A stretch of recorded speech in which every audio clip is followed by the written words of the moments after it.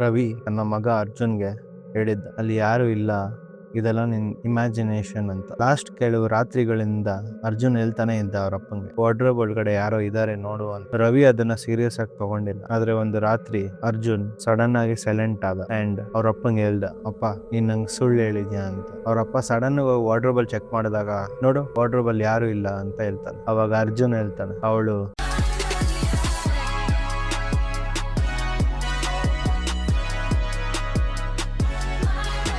ಇದು ರವಿ ಮತ್ತೆ ಅವನ್ ಮಗ ಅರ್ಜುನ್ ಕತೆ. ಅವರು ಹೊಸ ಮನೆಗೆ ಶಿಫ್ಟ್ ಆಗ್ತಾರೆ. ಹಳೆ ಮನೆನೆ, ಆದ್ರೆ ಒಳ್ಳೆ ರೆಂಟ್ ಅಂದ್ಬಿಟ್ಟು ಶಿಫ್ಟ್ ಆಗ್ತಾರೆ. ಸ್ಟಾರ್ಟಿಂಗ್ ಅಲ್ಲೆಲ್ಲ ಚೆನ್ನಾಗೇ ಇತ್ತು. ರವಿ ಅವ್ನ್ ಪಾಡ ಅವ್ನ್ ಕೆಲ್ಸಕ್ಕೆ ಹೋಗಿ, ಅರ್ಜುನ್ ಸ್ಕೂಲ್ ಮುಗಿಸ್ಕೊಂಡು ಆಟ ಆಡ್ಕೊಂಡು ಎಲ್ಲ ಬರ್ತಾ ಇದ್ರು. ಇಬ್ರು ಚೆನ್ನಾಗೇ ಇದ್ರು. ಆದ್ರೆ ಅರ್ಜುನ್ ಸ್ವಲ್ಪ ಚೇಂಜ್ ಆಗಕ್ ಸ್ಟಾರ್ಟ್ ಆದ. ಅರ್ಜುನ್ ಅವ್ನ್ ರೂಮ್ ಅಲ್ಲಿ ಮಲ್ಕೊಳಕ್ಕೆ ಭಯ ಪಡ್ತಿದ್ದ.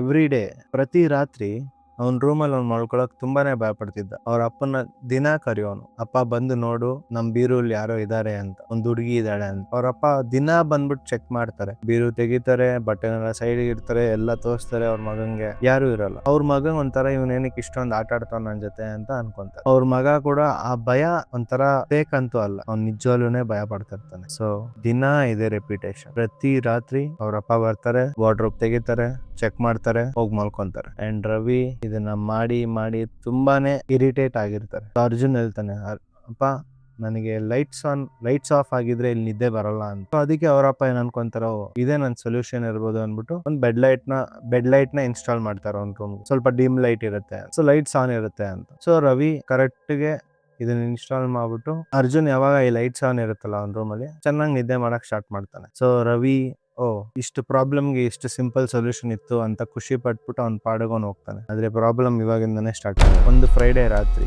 ಎಕ್ಸಾಕ್ಟ್ಲಿ ಒಂದು ಮಿಡ್ ನೈಟ್ 12 ಗಂಟೆ ಮೇಲೆ ಸಡನ್ ಕರೆಂಟ್ ಹೋಗುತ್ತೆ. ಆ ಕತ್ಲೆಯಲ್ಲಿ ಅವ್ರ ಮಗ ಅರ್ಜುನ್ ಸಡನ್ ಕಿರ್ಚ್ಕೊಂತಾನೆ, ಜೋರಾಗಿ ಕಿರ್ಚ್ಕೊಂಡು. ಅಂಡ್ ಆ ಕಿರ್ಚೋದು ಕೂಡ ತುಂಬಾ ಭಯ ಅಲ್ಲಿ, ಒಂಥರ ನಾರ್ಮಲ್ ಅನ್ಸಲ್ಲ. ಅವ್ರಪ್ಪ ಓಡಿ ಬರ್ತಾರೆ, ಅರ್ಜುನ್ ಏನಾಯ್ತು ಅಂತ ಕೇಳ್ತಾನೆ. ಅವನು, ಆ ಬೀರುಲ್ ಯಾರೋ ಇದಾರೆ ನೋಡು, ಅವ್ರು ಕರಿತಾ ಇದ್ದಾರೆ ನಂಗೆ ಅಂತ. ರವಿ, ನಮ್ಮ ಮಗ ಇನ್ನ ಬಿಟ್ಟಿಲ್ವ ನಾನು ಆಟಾಡ್ಸೋದು ಅನ್ಬಿಟ್ಟು ತಿರ್ಗಾ ಹೋಗ್ಬಿಟ್ಟು ಬೀರು ಚೆಕ್ ಮಾಡ್ತಾರೆ. ಬಟ್ಟೆನೆಲ್ಲ ಸೈಡ್ಗೆ ಇಡ್ತಾರೆ, ತಿರ್ಗಾ ಅವನಿಗೆ ತೋರಿಸ್ತಾರೆ. ಕರೆಂಟ್ ಇಲ್ದೇ ಇರೋ ಕಾರಣಕ್ಕೆ ಅವ್ನ ಫೋನ್ ಟಾರ್ಚ್ ನ ತೆಗ್ದ್ಬಿಟ್ಟು ಎಲ್ಲಾ ಕಡೆ ಚೆಕ್ ಮಾಡ್ತಾನೆ, ಯಾರು ಸಿಗಲ್ಲ. ಸೊ ಎಲ್ಲ ಚೆಕ್ ಮಾಡಾದ್ಮೇಲೆ ಹಿಂದೆ ತಿರುಗಿ ಅರ್ಜುನ್ ನೋಡ್ಬಿಟ್ಟು ಹೇಳ್ತಾನೆ, ನೋಡು ಇಲ್ಲಿ ಯಾರು ಇಲ್ವಲ್ಲ ಅಂತ. ಆದ್ರೆ ಅರ್ಜುನ್ ಮಗದಲ್ಲಿ ಯಾರನೋ ಏನೋ ನೋಡಿರೋ ತರನೇ ಇರುತ್ತೆ. ಫುಲ್ ಟೆನ್ಷನ್ ಅಲ್ಲಿ ನೋಡ್ತಾ ಇರ್ತಾನೆ. ಅರ್ಜುನ್ ರವಿ ಕೇಳ್ತಾನೆ, ಏನಾಯ್ತು ಅಂತ. ಅವಳು ಬೀರುಲ್ ಇಲ್ಲ ಅಂತ. ರವಿ ಇಟ್ಕೊಂಡು, ನಾನು ಅದೇನ ತಾನೆ ಹೇಳಿದ್ದು, ಇಲ್ಲಿ ಯಾರು ಇಲ್ಲ ನೋಡು ಅಂತ. ಅವಾಗ ಅವನು ಫುಲ್ ಗಾಬರಿಯಲ್ಲಿ, ಅಪ್ಪ ಅವಳು ನಿಮ್ ಹಿಂದೆ ಇದ್ದಾಳೆ ಅಂತ. ರವಿ ಹಂಗೆ ಅವ್ನ ಬಾಡಿ ಹಂಗೆ ಫ್ರೀಸ್ ಆಗ್ಬಿಡುತ್ತೆ. ಅರ್ಜುನ್ ಹೇಳಿದ್ದು ನಿಜನೋ ಸುಳ್ಳೋ ಗೊತ್ತಿಲ್ಲ, ಆದ್ರೆ ಆ ಬೈದಲ್ಲಿ ಅವನು ಹಂಗೆ ಫ್ರೀಸ್ ಆಗ್ಬಿಡ್ತಾನೆ. ರೂಮ್ ಫುಲ್ ಸೈಲೆಂಟ್ ಆಗ್ಬಿಡುತ್ತೆ, ಕರೆಂಟ್ ಬೇರೆ ಇರಲ್ಲ. ಅರ್ಜುನ್ ಅವಾಗ ಹೇಳ್ತಾನೆ, ನೀನ್ ಯಾವಾಗ ನನ್ ರೂಮಿಗೆ ಬಂದೋ ಅವಳು ಆಲ್ರೆಡಿ ಇಲ್ಲೇ ಇದ್ಲು ಅಂತ. ಅವಳು ಈ ಮನೆಗ್ ಬಂದಾಗಿಂದನು ಅರ್ಜುನ್ ಜೊತೆ ಮಾತಾಡ್ತಾನೆ ಇದ್ದಾಳ, ನಾನು ಇದೇ ಮನೇಲಿ ಇದ್ದಿದ್ದು, ಇದೇ ಮನೇಲಿ ಸತ್ತಿದ್ದು ಅಂತ. ರವಿಗೆ ಇದೆಲ್ಲ ಕೇಳಿ ಒಂದ್ಸಲ ಫುಲ್ ಶಾಕ್ ಆಗ್ಬಿಡುತ್ತೆ, ಏನ್ ಮಾಡ್ಬೇಕಂತಾನೆ ಗೊತ್ತಾಗಲ್ಲ. ಲಾಸ್ಟ್ ಅಲ್ಲಿ ಅರ್ಜುನ್ ಹೇಳ್ತಾನೆ, ನೀನ್ ಇಲ್ಲಿಂದ ಮೂವ್ ಆಗ್ಬೇಡ ಅಂತ. ಅವಳು ಈಗ ನಿನ್ ಹಿಂದೆ ನಿಂತಿದ್ದಾಳೆ, ನಿನ್ ಶೋಲ್ಡರ್ ಮೇಲೆ ಅವಳು ಕೈ ಇದೆ ನೋಡು ಅಂತ. ಅವಳು ನಿಂಗೆ ಹೇಳ್ತಿದ್ದಾಳಪ್ಪ, ನಾನ್ ಇಮ್ಯಾಜಿನೇಷನ್ ಅಲ್ಲ, ನಾನ್ ನಿಜಾನೇ ಅಂತ. ಅವಳು ಹಿಂದೆಗಡೆ ತಿರುಗು ನೋಡು ಅಂತ ಹೇಳ್ತಿದ್ದಾಳೆ ಅಂತ ಅವ್ರ ಮಗ ಅರ್ಜುನಿಗೆ ಹೇಳ್ತಾನೆ. ಅರ್ಜುನ್ ಅವ್ರ ಅಪ್ಪ ರವಿಗೆ ಹೇಳ್ತಾನೆ. ರವಿಗೆ ಏನ್ ಮಾಡ್ಬೇಕು ಅಂತ ಗೊತ್ತಾಗಲ್ಲ.